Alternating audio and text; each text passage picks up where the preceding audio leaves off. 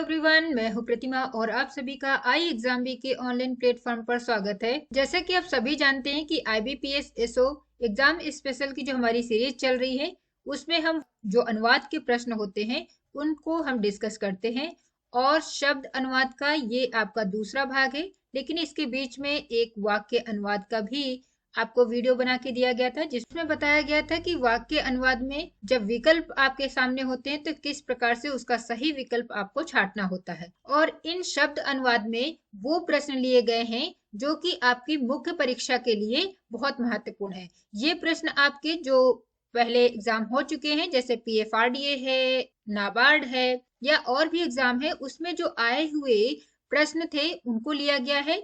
ये शब्द हो सकता है आपके एग्जाम में भी आ सकते हैं क्योंकि कई बार शब्द जो होते हैं वो रिपीट हो जाते हैं, तो ये शब्द जो होंगे वो आपको काफी मदद करेंगे आपके आने वाले एग्जाम्स के लिए। और सभी प्रश्न में कुछ विकल्प भी रखे गए हैं जिससे आप कुछ नए शब्दों को भी याद कर पाएंगे। तो चलिए देखते हैं हमारा जो प्रश्न है वो कौन कौन से प्रश्न यहाँ पर लिए गए हैं। पहला प्रश्न है, निम्नलिखित विकल्पों में से डिफरल शब्द का पर्याय बताना है। डिफरल का अर्थ जो होता है वो होता है अस्थगन। बाकी जो आपका गबन है, खयानत है, अस्थगित है, तो गबन और खयानत के लिए डिफॉल्केशन होता है, इसको याद रखेंगे। और अस्थगित जो लिखा हुआ है उसको कहेंगे डेफर्ड। तो डेफरल और डेफर्ड एक जैसा है बट इसका जो अर्थ है अलग अलग होगा। डेफरल आपका अस्थगन हो जाएगा और अस्थगित के लिए डेफर्ड शब्द यूज करेंगे। अगला प्रश्न देखते हैं और अगले प्रश्न में पूछा गया है कि आउटवर्ड कैपिटल फ्लो शब्द का पर्याय बताना है। तो इसका जो सही अर्थ होता है वो होता है पूंजी का बहिर्गमन, पूंजी का बहिर्वाह भी कह सकते हैं इसको। और अधिभुगतान इसका अर्थ नहीं होता है क्योंकि अधिभुगतान को कहते हैं ओवर पेमेंट। और इस प्रकार से पहला और दूसरा हमारा सही है, तो विकल्प हमारा जो चौथा है वो यहाँ पर इसका सही आंसर होगा। सभी विकल्प हो नहीं सकता है क्योंकि अधिभुगतान जो होता है वो इसका अर्थ नहीं होता है। तो यहाँ पर अधिभुगतान का जो अर्थ है वो है ओवर पेमेंट। अगले प्रश्न पर चलते हैं और अगला प्रश्न जो है वो है डिवोल्यूशन शब्द का पर्याय नहीं होगा। यहाँ पर जो डिवोल्यूशन का अर्थ नहीं है उसे बताना है।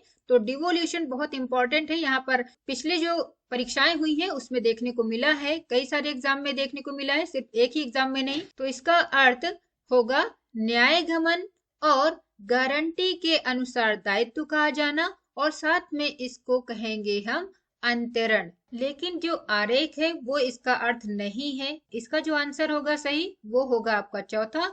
और न्यायगमन, अंतरण, गारंटी के अनुसार दायित्व कहा जाना इसके अर्थ होते हैं। तो यहाँ पर जो आरेख का अर्थ होता है उसे कहते हैं हम डायग्राम और सही उत्तर जो होगा वो आपका होगा आरेख। अगले प्रश्न को देखते हैं और अगले प्रश्न में बताया गया है कि निम्नलिखित विकल्पों में से काउंटर ट्रेड शब्द का कौन सा पर्याय होगा। काउंटर ट्रेड कहते हैं प्रति व्यापार।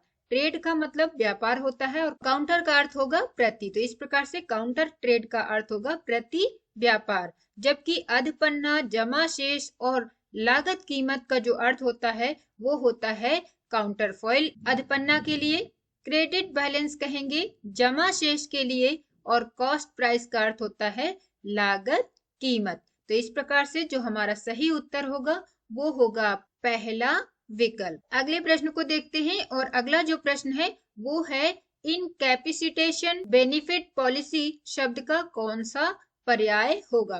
तो इसका अर्थ बताना है। तो इनकैपेसिटेशन बेनिफिट पॉलिसी का अर्थ होता है असामर्थ्य हित लाभ पॉलिसी। जबकि आय विवरणी, आय शीर्ष और असंगत को अगर आप देखें तो इनके अर्थ होंगे इनकम रिटर्न होगा आय विवरणी के लिए और इनकम हेड्स कहते हैं आय शीर्ष को और असंगत के लिए इनकॉन्सिस्टेंट कहेंगे। तो इस प्रकार से जो हमारा सही उत्तर होगा वो होगा पहला विकल्प। ये सभी जो प्रश्न है वो PFRDA परीक्षा में आए हुए हैं जो आपका 4 दिसंबर को जिसकी परीक्षा थी।